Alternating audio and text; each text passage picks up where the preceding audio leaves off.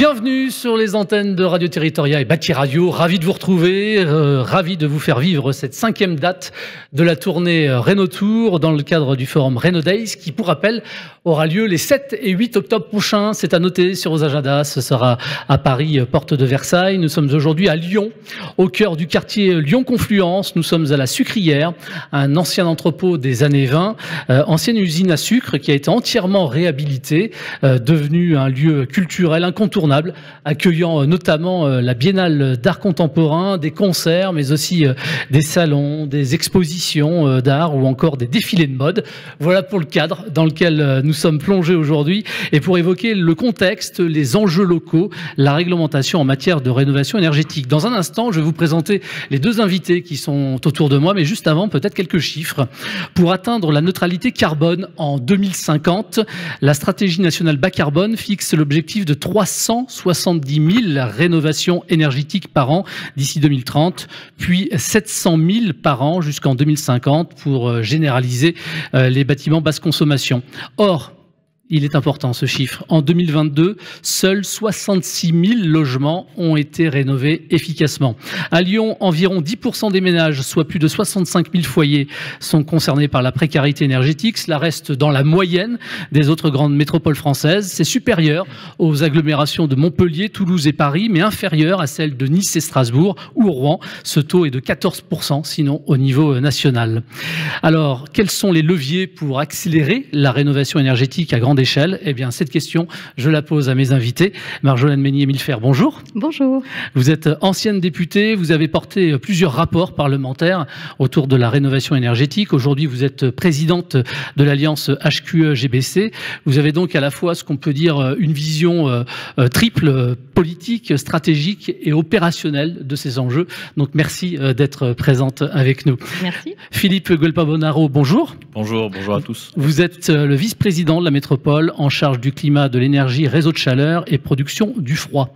C'est bien cela. Merci encore à tous les deux. C'est une table ronde qui se déroule en public et d'ailleurs, vous pouvez vous applaudir. Merci à vous, merci de votre attention qui est importante puisque tout à l'heure vous pourrez effectivement à l'issue de cette table ronde directement interpeller nos invités en posant vos questions. On va commencer peut-être cette table ronde avec la question centrale finalement. Comment accélérer la massification de la rénovation énergétique d'ampleur? Je vous pose la question en premier. Alors, peut-être un des points, je trouve qu'il faut redire, c'est pourquoi on le fait. Parce que quand on se donne les chiffres qu'on vient de se donner là, et qu'en plus, en réalité, on a sous-estimé, quand on les met dans la loi, on se dit que c'est des chiffres raisonnables, mais la réalité, c'est que la totalité du parc bâti français, d'ici à 2050, doit atteindre un niveau BBC en moyenne. Donc, basse consommation en moyenne, ça veut dire les A ou B dans les étiquettes énergétiques. Et donc, du coup, aujourd'hui, quand on se dit qu'il va falloir traiter les passoires thermiques, on sait que c'est les premiers pas de l'escalier, mais qu'il va falloir monter l'escalier jusqu'au bout et jusqu'à 2050. Donc, c'est vraiment à la fois un sprint et un marathon qu'il faut jouer. Donc, c'est un job hyper important. Et quand on met en face ces chiffres-là, en face des gens, en général, les gens, ils disent non, mais alors, en fait, on n'y arrivera jamais. Et là, ils quittent la salle et ils se disent bon, bah, on va rentrer chez nous, on plie les gaules et puis tant pis, on n'y arrivera pas. Et en fait, il faut vraiment comprendre pourquoi on le fait et pourquoi c'est absolument indispensable de le faire et qu'on ne peut pas se planter. C'est qu'en fait, on ne sait pas boucler notre équation énergétique française si on ne fait pas ce job. Si on n'arrive pas à effondrer les consommations énergétiques des bâtiments, tout simplement, on n'arrive pas à boucler notre équation énergétique.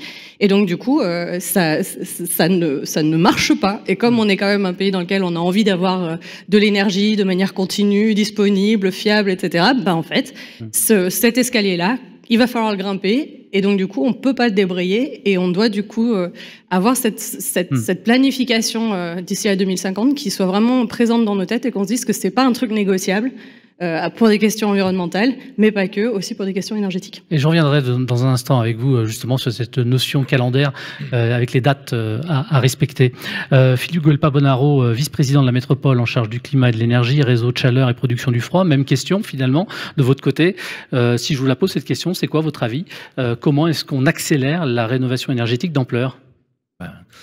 La rénovation énergétique d'ampleur, justement, pour accélérer là-dessus, il faut peut-être ralentir sur la rénovation énergétique pas vraiment performante, et notamment les monogestes ou notamment des matériaux dont on sait qu'ils vont pouvoir améliorer partiellement l'efficacité énergétique d'un bâtiment en hiver, mais qui va transformer l'appartement en fournaise l'été.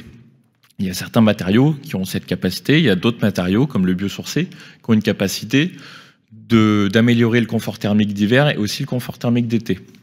Et donc, c'est ce qui est poussé par la métropole de Lyon depuis 2015 maintenant. Donc, ça ne date pas que de la majorité, enfin de l'exécutif actuel. C'est quelque chose qui a été mis en place par nos prédécesseurs et notamment Béatrice Vessillier, qui est actuellement vice-présidente à l'urbanisme et qui était vice-présidente sur les enjeux de rénovation énergétique, avec l'enjeu d'Ecorénov d'avoir un accompagnement humain déjà pour accompagner les bailleurs sociaux, les copropriétaires, les propriétaires de maisons individuelles.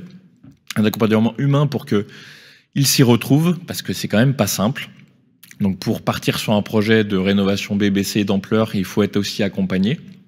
Et puis avoir un soutien financier qui va encourager fortement, voire obliger à de la rénovation globale BBC avec des sauts de classe d'au moins 3 niveaux pour atteindre le plus rapidement possible nos objectifs de 2050. Et ça, on a besoin... la métropole de Lyon fait déjà beaucoup, et ça a été dit en introduction. La ville de Lyon a mis aussi en place un dispositif, notamment pour le bâti ancien patrimonial. La ville de Villeurbanne fait la même chose. Et on a besoin que, au niveau de l'État, on ait une direction vers ces rénovations BBC ou au moins des rénovations globales. Et parfois, surtout ces dernières années, avec des changements de gouvernement, on a pu s'apercevoir qu'il y avait des changements de doctrines qui ont créé du flou, créé de l'incertitude, qui engorgent les espaces conseils France Rénov aussi avec des questions et qui sont légitimes. Et nous, au niveau des collectivités et du territoire, on ne sait pas forcément trop comment y répondre. On donne des indications de ce qui est en cours actuellement sur le territoire en termes d'aide, mais sur l'avenir, c'est compliqué de prévoir quelles seront les politiques publiques de rénovation énergétique de l'habitat en 2028, alors qu'on est déjà en 2025. Et on reviendra tout à l'heure sur Ecorénov, le dispositif avec, je crois, 32 000 logements qui ont été rénovés depuis son lancement en 2015, c'est ça ? Exactement. Ok, on en reparle tout à l'heure. Marjolaine, vous plaidez, vous le disiez tout à l'heure, pour justement ne pas repousser les calendriers 2030-2050, mais on n'est clairement pas là en bonne voie pour atteindre les objectifs. Alors comment est-ce qu'on fait justement pour garder ces dates intactes et essayer d'avancer le mieux possible ? Je crois que typiquement ce qui se passe là, mais ce qui a lieu un peu partout, de se rapprocher du terrain et des réalités de faire en fait de chaque territoire, c'est une des clés de la réussite de la tenue de ce calendrier. C'est que ça a été dit, on doit aller de plus en plus vers les rénovations globales et on a aujourd'hui un marché qui est davantage organisé pour les rénovations par geste. Et donc du coup, ça on peut pas le décréter en claquant des doigts en disant à partir de maintenant, demain, vous serez tous en rénovation globale. Il faut mettre en place une structuration qui va avec, il faut l'accompagner, il faut y aller progressivement. Et effectivement, c'est un des points qui est difficile, c'est de trouver le bon niveau d'ajustement entre la pression qui va vers la rénovation globale, donc le fait de petit à petit orienter les politiques publiques vers ça, et en même temps de ne pas le faire trop vite au point de crisper la machine et de faire des blocages qui après font les stop and go qui ont été effectivement dénoncés par monsieur le vice-président, à juste titre. Aujourd'hui, on a besoin de lisibilité, de stabilité de ces politiques publiques, mais on sait bien aussi qu'on n'a pas trouvé encore complètement les mécanismes d'ajustement. La bonne nouvelle quand même, parce qu'il y en a, c'est qu'en 2017, quand on m'a confié le rapport, les premières dynamiques autour de la rénovation énergétique, on m'a demandé d'animer la feuille de route. La rénovation globale, c'était un truc lunaire, personne n'y croyait. Hein. Aujourd'hui, tout le monde est d'accord pour dire que la rénovation globale, c'est le sens de l'histoire. Par contre, on se demande comment on va y arriver. Donc déjà, on a fait un progrès massif, c'est qu'il n'y a plus personne qui lutte contre le principe de la rénovation globale. Donc ça, c'est déjà un progrès majeur. Là, aujourd'hui, l'articulation, elle est comment on fait pour mettre en face les gens, les structures, les organisations, les financements, les mécanismes qui vont favoriser ça et qui vont le favoriser de manière structurée et pérenne pour que ça tienne dans la durée. Et que ça ne décourage pas les acteurs aussi, surtout. Absolument. Et puis on voit bien en plus que les sujets changent parce que quand, pareil, en 2017, le grand slogan, c'était de dire une personne sur 20 a froid chez elle en hiver dans sa passoire thermique. Aujourd'hui, on parle des bouilloires thermiques, on parle des problématiques estivales qui n'étaient pas de la même façon dans le scope il y a quelques temps en arrière. Ça, c'est un deuxième levier extrêmement important, je trouve, de l'engagement pour la rénovation énergétique. C'est qu'en fait, c'est bon pour les habitants, c'est bon pour leur pouvoir d'achat, c'est bon pour leur santé. En fait, la rénovation énergétique, ça a bon sur tous les fronts. Donc, du coup, il faut pas se priver. Il faut qu'on arrive à montrer et à mettre l'élan là-dessus que, grâce aux enjeux de rénovation, grâce aux artisans et aux acteurs de la rénovation, les gens vivent mieux chez eux. Et ça, c'est un message, je pense, qui peut être quand même une manière d'embrayer les gens avec enthousiasme. Ben oui, parce qu'à la base, c'est aussi pour le bien-être des gens. En fait, sans ça, le meilleur bâtiment, s'il n'y a pas quelqu'un dedans, en fait, il n'a pas tellement d'intérêt, finalement. Donc, le principe, c'est ça, c'est que les gens soient dans les bâtiments, bien à l'intérieur, tout au long de l'année, et qu'effectivement, ça ne leur coûte pas une fortune non plus de se chauffer ou de se rafraîchir, donc d'avoir les bâtiments les plus performants possibles, qui du coup coûtent aussi moins en entretien, parce qu'on les a fait bien du premier coup, plutôt que de se retrouver avec des rafistolages pas terribles, etc. Et ça, en fait, quand on commence à arriver à l'argumenter, on va de plus en plus vers des rénovations globales qui sont performantes et un peu moins sur ce côté de petits gestes, etc., etc. Maintenant, il ne faut pas cracher sur les petits gestes parce que souvent, c'est par la porte d'entrée vers laquelle on embraye la dimension. Donc, tout ce débat de l'un ou de l'autre, comment le geste dont on sait que ça ne va pas être la fin de l'histoire peut embarquer la totalité de la rénovation, c'est tout l'enjeu de cette négociation qu'il y a entre les objectifs et puis le marché tel qu'il est organisé aujourd'hui. Oui, il faut trouver un bon équilibre. Sur la question du financement, parce qu'on l'a abordé ensemble au moment de préparer cette table ronde, vous parlez d'un passage de l'obligation de moyens à une obligation de résultats. Justement, comment est-ce que ça peut transformer concrètement les pratiques dans les territoires pour arriver à ce type de point de vue ? Alors, on n'y est pas encore. Hein. Aujourd'hui, on finance encore beaucoup plus l'obligation de moyens que l'obligation de résultats. On va vérifier que les travaux ont bien été faits, ça c'est sûr. Mais par contre, aujourd'hui, on n'est pas encore à mesurer la performance énergétique finale. Par exemple, de dire, est-ce qu'à la fin de ma rénovation, j'ai bien atteint le BBC, etc. Ça, on n'a pas encore ce type de mécanisme. Ça existe dans d'autres pays. Et en fait, dans un moment où les fonds publics et les fonds tout court deviennent difficiles à mobiliser pour tout le monde, évidemment, chaque euro investi doit taper juste. Et aujourd'hui, on ne peut plus se permettre d'avoir des systèmes qui sont... on vous fait la promesse et on ne vous garantit pas le résultat. Donc du coup, évidemment, petit à petit, toutes les politiques publiques vont aller de plus en plus, ça il faut s'y préparer, de plus en plus ça va aller sur des résultats mesurés et de moins en moins sur des obligations de moyens. Philippe Guelpa-Bodaro, plus de 32 000 logements, c'est ça, rénovés depuis 2015 dans le cadre d'Éco-Rénov'. Qu'est-ce qu'il faudrait... peut-être, je sais pas moi, renforcer pour peut-être franchir un nouveau cap, même si ça reste un chiffre important. On est clairement sur une dynamique ascendante, ou en tout cas, on a atteint là, on va dire, en 2025, un plateau relativement haut qui nous, notamment sur les maisons individuelles, on est vraiment en pleine cohérence avec le schéma directeur des énergies voté en 2019. Sur les copros, c'est un peu moins évident. Sur les copros, on sait aussi que ça prend plus de temps pour se mettre d'accord en AG de copropriétaire sur les projets. Ce dont on a besoin, à mon avis, et c'est ce qu'on observe sur le territoire de la métropole de Lyon, c'est à deux niveaux. Encore une fois, je le redis, le rôle de Éco-Rénov' et de l'ALEC, qui met en œuvre Éco-Rénov' sur le territoire de la métropole de Lyon. L'ALEC, l'Agence locale de l'énergie et du climat, c'est donc avoir un accompagnement humain sur les différentes phases de travaux, enfin les différentes phases de réflexion puis de travaux. Et l'ALEC a aussi à cœur justement d'aller essayer d'identifier si les travaux ont été efficaces une fois que les travaux ont été livrés. Donc ça, c'est quelque chose que la métropole de Lyon demande aussi, non pas de vérifier, de checker, mais au moins de s'assurer que les dispositifs prévus sont les bons. Mais surtout, on voit actuellement un problème qui sont des délais d'instruction au niveau de l'Agence nationale de l'habitat pour les aides MaPrimeRénov', qui s'allongent, qui dépassent désormais les 9 mois. Et quand on a une validation par l'ANA d'un dossier MaPrimeRénov', en fait, le devis qui a été fait 9 mois avant, il est plus bon, il est plus à jour. Oui, il est obsolète. Donc, l'artisan va refaire le devis, donc on doit repasser en AG de copropriété, et on repart pour 1 ou 2 ans de délai. Et en fait, c'est ce genre de choses qui est un peu absurde, en fait, qui ralentit les projets. Et c'est là où l'État, par son acteur opérationnel, l'ANA, a besoin de déjà plus mettre de moyens au niveau de l'ANA pour que les délais soient raccourcis et qu'on puisse aller sur des projets qui se font dans des délais raisonnables. Et encore une fois, je parle beaucoup de l'ANA, mais c'est quand même l'acteur principal, notamment pour la rénovation de l'habitat en France.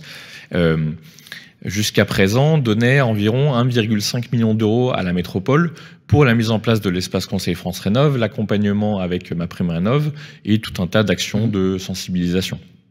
En 2025, avec les nouveaux pactes territoriaux, L'ANA réduit de moitié la dotation à la métropole de Lyon et demande à la métropole et à l'ALEC de faire plus. On ne sait pas faire. Et comme l'État demande en plus beaucoup d'efforts et 60 millions d'euros à la métropole de Lyon sur l'ensemble de son budget, on ne peut pas faire plus, mais en plus on doit faire moins auprès de l'ALEC et auprès de la rénovation énergétique de l'habitat. Donc simplement mettre des moyens, assumer qu'il y a un besoin d'accompagnement humain, peut-être mettre moins de moyens financiers sur de la subvention d'investissement, mais plus de moyens sur de l'accompagnement, parce que je pense que les citoyens sont prêts. Ils ont eu le Covid pour réfléchir, et ils ont eu la crise énergétique pour les convaincre qu'il fallait peut-être rénover, pour leur confort, pour leur pouvoir d'achat et pour la valeur immobilière de leurs biens. Allons-y, je pense que les gens vraiment demandent que ça. Vous ne pouvez pas vous substituer à l'État, on a bien compris. Pour autant, qu'est-ce que vous pouvez peut-être faire de plus que ce que vous ne faisiez jusqu'à présent ? C'est ce que je disais tout à l'heure, on va déjà réajuster un certain nombre de choses dans le règlement Éco-Rénov', un réajustement technique, parce qu'on continuait par exemple à financer du polystyrène, alors que maintenant c'est plus le matériau, on va dire, référence de base, c'est plutôt la laine de roche. Nous, on va donc arrêter de financer le polystyrène et on va plutôt réorienter vers le biosourcé, parce que il y a l'enjeu déjà circularité et environnemental qui est évidemment là. Et puis, il y a l'enjeu d'adaptation au changement climatique, où on sait que certains matériaux, je parlais de la laine de bois, mais il y a d'autres sujets en termes de rénovation, où on peut avoir quelque chose qui est au moins aussi bon en termes de confort d'hiver et meilleur en termes de confort d'été. Et c'est là où on est en train de réfléchir à une petite adaptation du règlement pour coller à cet enjeu. Parce que, voilà, les dernières grosses canicules, c'était 2023. En 2024, on y a un petit peu échappé. Mais je ne doute pas que certains étés à venir vont être insupportables. Et l'enjeu de dignité du logement, je ne parle même pas de confort, en fait. Je parle de dignité du logement. Quand on dépasse les 30 degrés dans un logement, ce n'est plus un logement digne. De la même façon que quand on est en dessous de 15 degrés l'hiver, ce n'est pas un logement digne. Et donc, on a collectivement un effort à faire là-dessus. Et pour le coup, la métropole de Lyon faisait déjà un certain nombre de choses sur ce volet-là. Mais je pense qu'il y a une petite marge encore à aller chercher pour améliorer les choses et mettre en cohérence un Éco-Rénov' 4 saisons qui soit encore plus efficient. Alors moi, j'ai entendu dire que le territoire, ici, Rhône-Alpes, c'était là où il faisait de plus en plus chaud chaque année. C'est l'agglomération Lyon qui se réchauffe le plus vite en France. D'accord. Donc effectivement, il y a de vrais enjeux, évidemment. Doubler la part des énergies renouvelables d'ici à 2030, c'est possible, c'est faisable, c'est atteignable? Oui, parce qu'effectivement, on parle de beaucoup de rénovation, de baisse des consommations d'énergie, et c'est nécessaire. Et évidemment, il y a la décarbonation du chauffage, le chauffage qui représente encore 45% de nos besoins en énergie, tant sur la métropole de Lyon qu'en France. Donc on parle souvent de photovoltaïque ou d'éolienne quand on parle d'énergie renouvelable, mais il y a d'autres leviers, et notamment la chaleur renouvelable. Donc c'est pour ça qu'on vise à multiplier par 2,5 voire 3 d'ici 2030 les réseaux de chauffage urbain, le nombre de raccordements au réseau de chauffage urbain, dont le mix énergétique passera de 60% en 2020 à 75% en 2030. Et donc on est en train de multiplier, on densifie nos réseaux existants, on les étend aussi, on les étend sur Saint-Priest, sur Caluire, sur Saint-Fond, sur Bron, et puis on en crée des nouveaux. On en a lancé un 100% énergie renouvelable sur Oulin-Pierre-Bénite, Saint-Genis-Laval et la Mulatière, qui va s'étendre à partir de 2025. En fait, ça a déjà commencé du côté d'Oulin-Pierre-Bénite, avec notamment de la récupération de chaleur sur la STEP, sur la station d'épuration de Pierre-Bénite, à la fois sur l'incinération des boues, et aussi sur l'eau qui est rejetée au Rhône, qui peut encore contenir quelques calories. Et en fait, on a 30% du mix énergétique qui est basé sur la récupération de cette chaleur-là. On a un autre projet Oulin-Pierre-Bénite, plutôt de petite taille, c'est sur la ZAC de la Soleil. On va aller récupérer les calories, là aussi, des eaux usées, alors, sauf que là, c'est en amont de la station d'épuration, pour faire tourner une boucle d'eau tempérée, avec après une pompe à chaleur en bas de chaque kilo qui va produire et du chaud et aussi du froid, pour avoir cet enjeu d'adaptation au changement climatique. Et puis on a un autre projet qui met un petit peu plus de temps à arriver, puisqu'on a des études sur la géothermie profonde qui sont en cours, et aussi de la récupération de chaleur fatale sur un industriel dans le Val-de-Saône, qui pourrait alimenter 30 à 50% d'un nouveau réseau de chauffage urbain qui avoisinerait les 250 gigawattheures par an. Donc ça serait un pas de géant dans la décarbonation du territoire. Et là, je parle que des réseaux de chaleur urbains, mais on a aussi un gros partenariat avec l'ADEME sur la prime éco-chaleur qui vient du fonds chaleur de l'ADEME, où on a 13 millions d'euros de subventions dédiées pour des projets de bois énergie, de petits réseaux de chaleur urbains, de géothermie et de solaire thermique.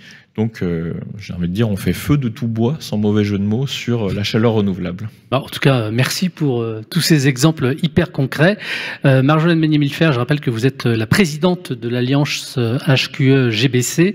Vous dialoguez dans le cadre de vos fonctions justement avec l'ensemble de la filière.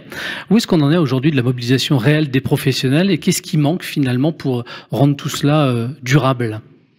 Je dirais que les professionnels, ils sont maintenant vraiment convaincus. Enfin, je crois qu'il n'y a plus personne nulle part qui hésite sur, voilà, sur l'objectif. Ça, c'est... Enfin, je pense que c'est très, très intégré. Ce qu'ils demandent, c'est clairement de la stabilité, de la visibilité pour pouvoir structurer leurs activités dans ce sens-là. C'est sûr que c'est extrêmement difficile de pouvoir planifier son projet quand on a des stop and go qui soient politiques ou financiers ou les deux. On ne sait pas se projeter à savoir si demain, finalement, les calendriers qu'on avait fixés, est-ce que du coup, s'il y a un changement politique, on les remet en l'air? Finalement, en termes de financement, quid, est-ce que ça va voter ou est-ce que ça va pas voter les budgets? Enfin, ça, c'est sûr que c'est insupportable en fait, et puis c'est contre-productif pour que la filière puisse s'engager correctement. Il faut vraiment avoir en tête encore une fois, les volumes dont on parle. Il faut, pour passer d'une rénovation par geste à une rénovation globale, c'est pas changer de métier, mais c'est vraiment ajouter des nouvelles manières de travailler à son activité historique. Et donc, du coup, arriver à basculer vers ça, faire cet effort-là, ça a du sens. Mais encore une fois, encore faut-il qu'il y ait un marché en face qui soit là pour le faire. Sinon, on se pose la question de est-ce que ça vaut le coup de former mes collaborateurs? Est-ce que ça vaut le coup de se mobiliser sur ce sujet? Et donc, du coup, là-dessus, la prise d'inquiétude ou la prise de risque, elle est réelle. Donc, je pense qu'il faut avoir vraiment beaucoup de soutien pour ces gens qui s'engagent, parce que c'est dans la période actuelle, c'est pas évident. Et vraiment lancer un message aux politiques en général d'arriver à stabiliser sur le long terme, c'est clair. Et de pas jouer les contre-pieds comme on l'a en ce moment du potentiel retour en arrière. On sent qu'il y a une espèce de vague politique qui va dans ce sens-là. C'est vraiment contre-productif parce que, encore une fois, les échéances qui sont devant nous, on les aura quoi qu'il arrive. Il n'y aura pas de retour en arrière sur les objectifs 2050. Je veux dire, quand tu as RTE qui te dit « moi, je sais pas faire si vous n'arrivez pas à être au taquet sur la rénovation énergétique », c'est pas un sujet d'ordre d'avis politique ou politicien. C'est vraiment un enjeu. C'est pour ça que j'ai commencé par ça. C'est vraiment un jeu de cohésion nationale, en fait. C'est un projet national. Donc, il faut qu'on puisse arriver à avoir la visibilité en face de ce projet national. Je veux dire, encore une fois, c'est un projet national enthousiasmant, en plus. Je veux dire, qui crée de l'emploi. Qui est mobilisant. Et qui crée de l'emploi, qui crée de l'emploi, qui est source d'innovation, qui est vraiment, enfin, moi, je dis tout le temps, il n'y a pas de meilleur endroit que ces sujets-là en ce moment pour se lever le matin, avoir du sens. Ça rend les choses super difficiles quand en même temps on se pose la question de comment va être son activité à la fin du mois. Donc c'est à la fois les enjeux, ils sont passionnants et ils sont absolument essentiels. Donc vraiment, on a des gens qui, quand on parle des filières, mais des gens qui sont vraiment qui ont les tripes dedans, quoi, vraiment. Et de l'autre côté, ces incertitudes qui sont vraiment contre-productives et qui font qu'on ne peut pas se mobiliser comme on le souhaiterait. Est-ce que ça travaille suffisamment bien entre les différentes collectivités, entre l'État, entre la région, l'intercommunalité, le département, la commune? Est-ce qu'il n'y a pas une meilleure coordination aussi à trouver? Alors, il faut savoir que déjà, chaque échelon a quelque chose à en dire du sujet de la rénovation énergétique. À l'échelle nationale, le niveau national, il a des engagements au niveau européen sur les objectifs, par exemple, qui sont pris de coopération internationale sur le climat, donc des objectifs qui sont fixés, auxquels la France doit rendre des comptes. Elle prend des engagements. Elle a des engagements aussi vis-à-vis de sa stratégie énergétique nationale. Donc, au niveau national, il y a une responsabilité qui est claire. Et des outils, des agences, l'ANA a été citée, qui participent du coup de cette stratégie stratégie-là. Mais après, on a les régions qui sont en chef de file sur le sujet de l'énergie et de l'aménagement du territoire. La région qui, en l'occurrence, s'était complètement désengagée du service public de l'efficacité énergétique de l'habitat il n'y a pas si longtemps. Et donc, du coup, l'ANA a été montée au créneau pour venir compléter les financements que la région avait retirés sur le sujet de l'information aux citoyens. Donc ça, typiquement, on se rend compte que là, le dialogue, il n'est pas toujours extrêmement fluide. Ensuite, vous avez, une fois que vous avez la région, vous avez les départements qui, eux, sont en charge de la précarité énergétique. Vous avez les intercommunalités qui sont en charge des plans territoriaux air, énergie, climat. Donc là, on a une nouvelle échelle de binôme. C'est d'ailleurs la région en général, elle est en binôme avec les intercos sur ce sujet de la planification énergie. Et on a les communes et le département qui sont plutôt en charge ensemble en binôme sur le sujet de la précarité énergétique. Donc chacun a quelque chose à dire sur le sujet de la rénovation. Donc à la fois chacun aide. Heureusement que chacun est engagé, parce que finalement, comme je dis, c'est un projet national. Donc finalement, qu'il y ait chacun des acteurs, chacun des échelons qui ait quelque chose à en dire, c'est intéressant parce que c'est une source d'engagement collectif. Et en même temps, les coordinations ne sont pas toujours extrêmement souples. Ça, c'est le moins qu'on puisse dire. Moi, j'avais beaucoup plaidé quand j'étais parlementaire pour qu'on ait une sorte de collège qui réunisse État, territoire et les différents échelons de collectivité pour qu'il y ait vraiment des dialogues de coordination, parce que souvent quand une politique nationale est mise en œuvre, le temps qu'on ait un ajustement des politiques territoriales en ricochet, ça prend un peu de temps, et il y a souvent du flottement entre les échelons, et ça participe de la désorganisation des filières. Donc un peu plus de fluidité et de coopération à la racine, ce serait extrêmement intéressant. Bon, pour ça, il faut des politiques de bonne volonté. Non, mais, il y en a. Philippe, vous avez vraiment super bien expliqué le rôle de chacun, et il faut quand même dire les choses que dans cette région, on n'a quand même pas de chance, où la région Auvergne-Rhône-Alpes s'est totalement retirée de l'enjeu de rénovation énergétique, à part un petit peu sur les lycées, mais la région est extrêmement absente depuis maintenant plusieurs années sur ce volet-là. Elle a laissé les territoires vraiment dans la panade, et encore plus les territoires ruraux, ce qui est relativement étonnant de la part de l'exécutif régional. Donc on a ce sujet-là. Après, faut pas non plus se cacher. Hein, c'est la dynamique, elle est lancée par l'État, et actuellement on a eu ces stop and go. On sent que voilà, il y a de la tension, il y a des discussions.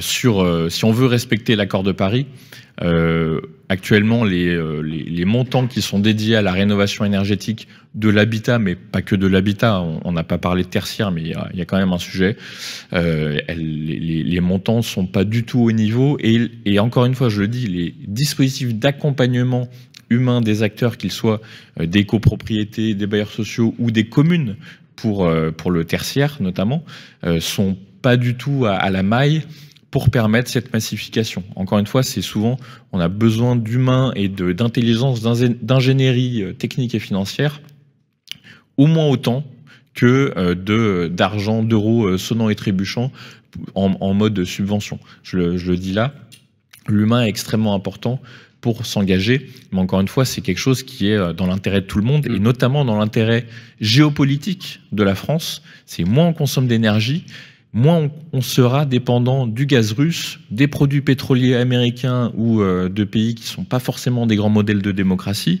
et plus on pourra offrir à nos concitoyens un cadre de vie, un confort de vie dans leur logement, dans leurs services publics et aussi dans les entreprises. Donc vraiment, on a tout intérêt à y aller là-dessus. Ça devrait être une priorité nationale qui n'est malheureusement pas, c'est pas le cas actuellement malheureusement, mais voilà, ça va peut-être changer en mieux prochainement.